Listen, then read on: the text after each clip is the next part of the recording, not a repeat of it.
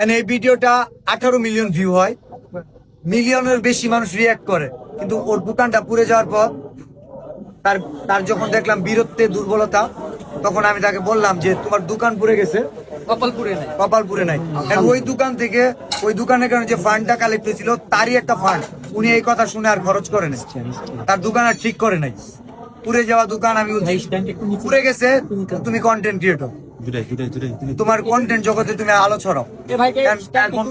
আমার চোখে দেখা উদীয়মান সাকসেসফুল কন্টেন্ট ক্রিয়েটর, তার এই দোকানের পুড়ে যাওয়ার যে টাকাটা, এই টাকাটা সে দিয়ে দিবে সাইমনের জন্য। এর চেয়ে মানবতার উজ্জ্বল দৃষ্টান্ত আর কি হতে পারে?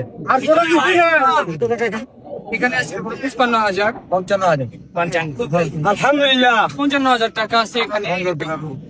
এটা হচ্ছে প্রথমত, আমি আমার দোকান খুলে যাওয়ার পরে সবাই আমাকে মানবতার দৃষ্টিকোণ থেকে 40,000 টাকা মুহূর্তের মধ্যে 1 লাখ থেকেই আপনারা দেন।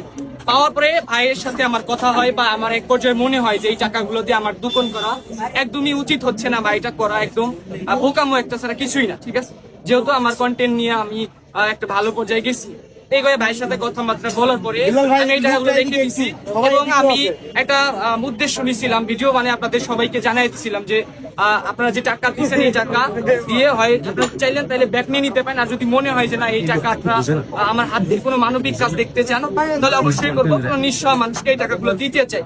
তো এক পর্যায়ে টাকাগুলো আমার কাছে ছিল, এবং সেই সহ সব মিলায় এখন মোট 55,000 টাকা নিয়ে আমি ভাইয়ের কাছে আসছি, এবং আমি সাইমনের জন্য যার প্রতিভা মানে এই টাকাগুলো নিয়ে আমি সহযোগিতা করবো, এবং নেক্সট টাইম আমার জন্য সহজ চাই আর ভালো সাইমন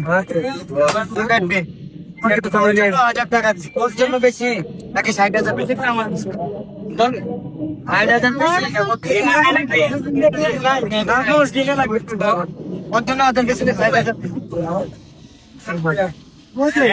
60,000 সব বুঝে বলছে টাকা গুনতে পারবে, এটা কেমন দেখছেন? আচ্ছা, এই 55,000 টাকা যে তোমার প্রিন্সিপাল বল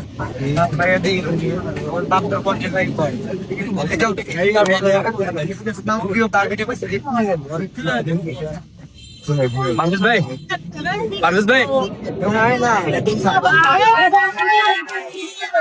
কি বলতে দেখছেন? আমাকে নিয়ে আর ওরে নিয়ে ভিডিও বানাইলে থ্যাংক ইউ দাও, ভিডিও করেন চলো।